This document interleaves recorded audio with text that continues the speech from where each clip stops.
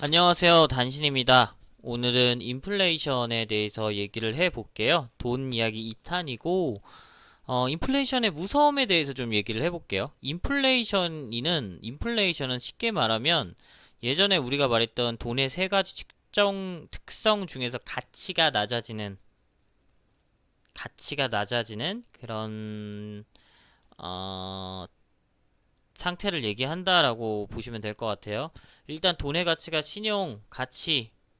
돈의 가치가 아니라 돈의 특성이 신용, 믿음, 그리고 가치, 무형의 특성을 갖는다고 했죠. 신용은 믿음이에요. 예를 들자면 천 원짜리 지폐가 있으면 빵을 내가 언제든지 사 먹을 수 있다라는 믿음이고, 여기서 가치는 이 빵이라는 거죠. 천 원의 가치는 이 빵 하나. 이게 돈이 가치를 저장한다라고 보는 거죠. 무형이라는 건 뭐냐면 지금 그때 얘기했던 게 쉽게 이해시키려고 얘기했던 게 토스랑 카카오페이였죠. 그리고 삼성페이도 마찬가지고 카드 거래, 그 다음에 은행 거래. 실질적으로 우리 데이터 쪼가리 거래하잖아요. 그러니까 원래는 형태가 있는 지폐, 화폐에서 지금은 아예 데이터로 넘어오고 있죠. 그러니까 돈은 신용과 가치를 지닌 대상이 있으면 그게 뭐든 돈이 될 수 있다는 거죠. 지금은 데이터 쪼가리 숫자 그냥 바뀌어 있는 게 돈이라고 얘기하는 것처럼 옛날에는 금, 은, 그리고 어떨 때는 조개 이게 계속 변해 온다는 거죠. 그러니까 신용과 가치를 담는 무엇인가가 돈이기 때문에 돈은 형태가 없다라고 얘기를 했었습니다. 뭐 근데 이 부분은 제가 좀 얘기한 거라서 이거는 견해는 좀 다를 수 있어요. 어 그리고 여기서 돈의 가치가 떨어진다는 건 뭐냐면 빵을 아까 살 때 천 원에 비교했잖아요. 천 원의 가치의 빵을 사는 거에 대해서 얘기를 했잖아요. 빵을 살 때 2천 원이 필요하게 되는 상태를 말하는 거예요. 그러면 옛날에는 빵 만 원이 있으면 빵 10개를 살 수 있는데 지금은 만 원이 있으면 빵을 5개밖에 못 사겠죠.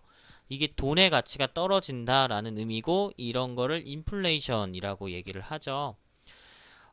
인플레이션 얘는 여러 가지가 있는데 독일 1차 대전 당시에 지금 이 사진이 돈 가지고 탑사고 놓는 거거든요, 애들이. 그러니까 독일이 1차 대전 당시에 패망을 했고요. 이때 엄청난 배상금을 내야 됐었어요. 근데 잘 봐요. 이 당시에는 이 돈에 대한 신용이 뭐가 있었냐면 금본위제라고 해서 금 얼마량이랑 금 얼마량 대 지폐 얼마량 이 교환비가 있었거든요. 그게 대부분 다 있었어요. 국가마다. 근데 계약은 마르크스로 했단 말이죠. 배상금에 대한. 그러니까 마르크스를 겁나 찍어낸 거예요. 배상을 할 수 있는 돈이 없으니까 그냥 돈을 막 찍어낸 거죠. 그래서 한 거예요. 그러니까 어떻게 보면 승전국 영먹인 건데 문제는 그렇게 하니까 뭐냐면 독일 경제도 같이 파탄이 나는 거죠. 돈이 쓰레기가 돼가니까 돈을 안 들고 있고 뭐 아르헨티나 그때 얘기한 것처럼 벽돌을 산다든지 아니면 화폐 가치가 있는 스위스 프랑을 산다든지 프랑스 화폐를 산다든지 파운드를 산다든지 이렇게 했을 거 아니에요. 그러니까 결국은 돈이 신용과 가치를 잃어서 그냥 이렇게 장난감이 된 거죠. 이건 이제 더 이상 돈이라고 부를 수 없죠. 그리고 지금 아르헨티나 지난번에 얘기를 해줬는데 지금 190% 그러니까 천 원짜리 빵이 4천 원이 되는 마법을 지금 부리고 있죠. 그래서 이제 약탈. 왜냐하면 내가 돈을 얼마를 갖고 있어도 물건을 살 수 있을 거라는 보장이 없는 거야. 그러면 이런 사태가 번질 수밖에 없죠. 이런 게 이제 인플레이션의 무서움입니다. 이것도 왜 무섭냐면은 여기는 그냥 이제 이 사진 하나만 보여드렸지만 아까 말했잖아요. 천 원짜리 빵 하나가 2천 원이 된다는 거는 내가 만 원 가지고 빵을 5개밖에 못 산다는 얘기를 했잖아요. 근데 여기서 중요한 킬포인트가 뭐냐면 사람이 하루에 먹어야 되는 영양이나 그런 건 정해져 있잖아요. 그러면 돈의 가치가 무한정으로 떨어진다고 생각해보면 굶어 죽을 수 있다는 거죠. 그리고 여러분의 돈도 이런 식으로 해서 좀 인플레이션 심화 내용을 좀 다음에 좀 설명을 하려고요. 제가 아까 전에 처음 영상을 끼니까 처음 영상을 찍을 때 그것까지 설명하니까 너무 길어져서 오늘은 인플레이션 특징만 얘기할게요. 대한민국도 인플레이션에 대해서 계속 영향을 받습니다. 특히 우리가 흔히 관심 있는 집을 기준으로 좀 설명을 드릴게요. 월계동 월계 한진 그랑빌 아파트가 2006년 당시 2억 5천이었고 지금은 대충 7억 정도 하는 것 같아요. 7억 5천 이거 9억 5천에 내놨고 실거래가 8억이라고 하는데 이거는 내가 보기엔 못 믿을 가격이고 아마 7억에 1월에 3건 거래됐으니까 제 생각에는 지금 한 7억 5천에서 7억 수준이라고 봐요. 뭐 제 의견이니까 여기는 뭐 이 내용이 여기서 중요한 것도 아니고 넘어갈게요. 자, 그러면 이 얘기를 왜 꺼냈냐? 제가 2013년 기준으로 해서 대략 한 세전 6천 정도를 벌었거든요. 연봉으로. 연간 실제 모은돈은 대략 평균 2,500만 원이었고 2022년 기준으로는 한 1억 2천? 근로소득 4% 이내. 이거 왜 써는지는 뒤에서 설명드릴게요. 근로소득 4% 이내 중요합니다. 연간 실제 모은 돈이 5천만 원이에요. 근데 이렇게 생각하실 수 있을 거예요. 아니 6천이나 들었는데 왜 이거밖에 차이가 안 나? 라고 얘기할 수 있는데 이렇게 의문을 가질 수 있는데 이유는 첫 번째로 연봉이 오르면 그만큼 세금을 많이 떼요. 두 번째로 그 사이에 물가가 많이 올랐어요. 실례로 뭐 멀리 안 가도 돼요. 2019년도, 20년도 이 수준에는 시장에서 순댓국밥 1인분을 사면 6,000원이었어요. 지금 8,000원이에요. 33%죠. 미쳤죠. 근데 이게 뭐 순댓국밥뿐만 아니라 웬만한 거 그 어디 가게 같은 데 나가서 먹으면 그래요. 제가 그 농장 사람들이라고 노년역에 서울 있는데 거기가 1인분? 삼겹살 1인분이 9,900원이었는데 최근에 가니까 13,000원인가 14,000원인가 하더라고요. 미쳤죠. 한 3, 40% 올린 거예요. 그게 몇 년 사이에 그것도. 예. 근데 그런 거 말고도 2013년도에 비하면 지금 많이 올랐어요. 물가가 이거저거. 그런 거 소비하는 거랑 그 다음에 지금 금리 상승한 것 때문에 이자 내는 것도 좀 늘어났고요. 하여튼 그런 거 막 이것저것 하니까 이 정도 되는 것 같더라고요. 나중에 통계 내보니까. 네, 여기서 넘어갈게요. 그래서 이제 집 기준으로 보면은 2013년도 기준으로 하면은 그 한진 아까 그랑빌 아파트가 4억이었거든요. 그 2,500만 원씩 모으면 16년이에요. 지금 2023년 기준으로 해서 7억이거든요. 5천만 원씩 모으면 14년이에요.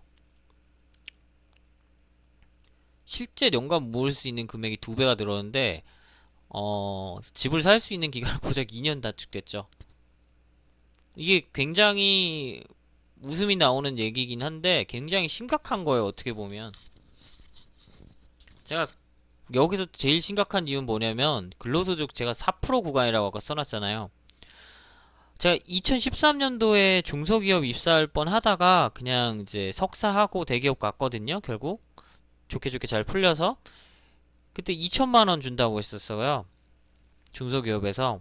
그리고 제가 얼마 전에 회계사무소 오픈한 형을 만났는데 한 24, 25살 되는 여자애들 채용해 쓴다고 하더라고요. 그래서 그럼 얼마 정도 주냐고 물어봤거든요. 연봉 2,300만 원이래요. 그러니까 10년이 지났는데 진짜 는 게 없는 거죠.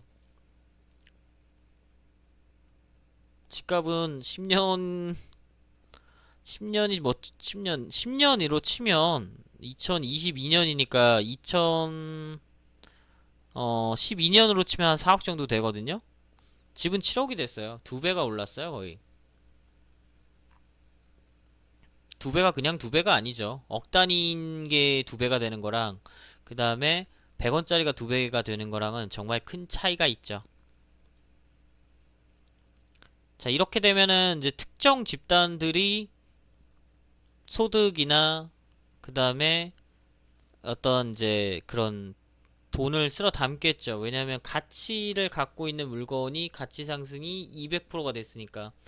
그러면은 이 사람들은 앉아서 200%에 해당하는 돈을 벌었는데 그러면 새롭게 사회에 들어가는 진입하는 사람들은 점점 현실에서 멀어질 수밖에 없죠. 그러니까 저는 그런 면에서 여러 사회 문제가 발생한다고 생각하거든요. 저는 사실 저출산이나 결혼 안 한 문제도 저 집값 상승이 크다라고 보는 사람이에요. 그래서 오늘은 인플레이션 관련된 얘기를 했고, 인플레이션이 우리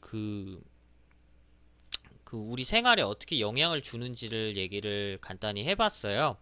그래서 마지막에는 이제 집값 얘기랑 이제 연봉 얘기랑 이거를 뭐 괜히 한 게 아니고, 그냥 인플레이션을 만약에 누가 강의를 하거나 하면 진짜 말 그대로 학술적인 얘기만 보통 많이 해주거든요. 근데 이게 진짜 저희 삶에 굉장히 지속적으로 영향을 주고, 이런 돈의 가치 하락, 그 다음에 그 신용에 대한 변동, 그 다음에 그 무형에 대한 부분을 이용해서 여러분에게 좀 안 좋은 영향을 미치는 경우도 굉장히 많아요. 그게 역사적으로도 많이 있고 현재 진행형으로도 많이 있거든요. 다음 시간에는 인플레이션뿐만 아니라 그런 사례들을 하나씩 좀 얘기를 해보면 여러분에게 좀 재밌지 않을까 생각을 합니다. 웬만하면 한 주에 한 편 정도는 올리려고 노력을 해보겠고 안 될 수도 있어요. 요새 다시 운동을 시작해서 요새 좀 빡세 가니까 겁나 피곤하더라고요. 안 될 수도 있지만 최대한 만들려고 노력을 해보겠습니다.